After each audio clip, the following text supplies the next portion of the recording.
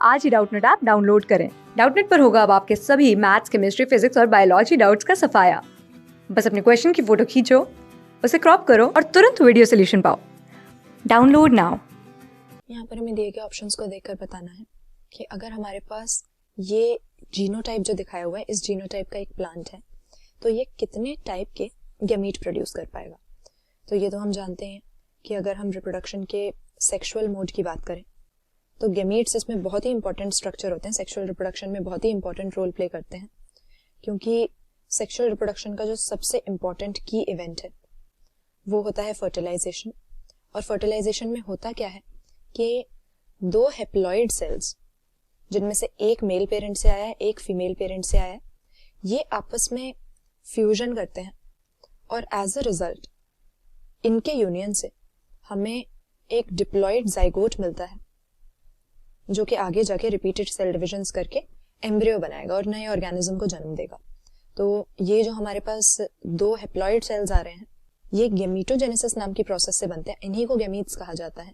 और हम देखते हैं कि ज्यादातर जो हायर ऑर्गेनिजम्स हैं, प्लांट्स हो या एनिमल्स हो, उनकी बॉडी के जो वेजिटेटिव सेल्स होते हैं, जो सोमैटिक सेल्स हैं उनके, वो तो डिप्लॉइड होते हैं। तो इन डिप्लॉइड सेल्स से अगर हमको हेप्लॉइड गैमीट्स बनाने हैं तो इसके लिए हमको रिडक्शनल डिवीजन या मियोसिस करनी पड़ती है।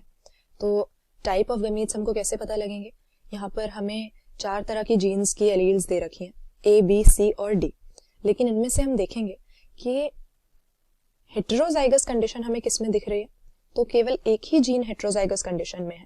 हेटेरोजाइगस से हमारा मतलब होता है कि दो अलग अलग तरह की एलील्स इकट्ठे मौजूद हो, लेकिन यहाँ पर A वाली जीन में तो होमोजाइगस कंडीशन है, दोनों ही A उसके पास कैपिटल है, यानी दोनों ही एलील्स आइडेंटिकल वाली हैं।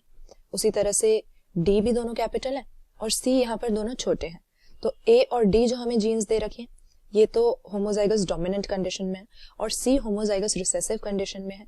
लेकिन डिफरेंट टाइप के गैमीट्स कब बन सकते हैं, जब कोई हेटेरोजाइगस कंडीशन हमारे पास में हो, क्योंकि मियोसिस से क्या होता है, डिप्लॉइड सेल डिवाइड करके हेप्लॉइड सेल्स बना देता है। लेकिन ये गैमीटोजेनेसिस में एलील्स का डिस्ट्रीब्यूशन कैसे होता है, सपोज हमारी B जीन है यहाँ पर जिसकी हेटेरोजाइगस कंडीशन है, तो जब ये गैमीट्स बनाएगी तो आधे गैमीट्स में हमारी B वाली एलील जाएगी और आधे गैमीट्स में हमारा स्मॉल b जाएगा। यानी अगर इसके पास 2 एलील थी तो 50% गैमीट्स में इनमें से एक मिलेगी और 50% गैमीट्स में दूसरी मिलेगी। तो ये हेटेरोजाइगस कंडीशन की वजह से दो अलग अलग तरह के गैमीट्स बन रहे हैं, 50% एक एलील को कैरी करने वाले और 50% दूसरी एलील को कैरी करने वाले। और यही ऑब्जर्वेशन करते हुए मेंडल ने लॉ ऑफ सेग्रीगेशन हमें बताया था। इसके अनुसार दो एलील्स अगर इकट्ठे प्रेजेंट है किसी इंडिविजुअल में, तो इसका मतलब ये नहीं है कि उनका आपस में किसी तरह का कोई एसोसिएशन है, दोनों एलील्स बिल्कुल इंडिपेंडेंट हैं, एक दूसरे से सेपरेट हैं।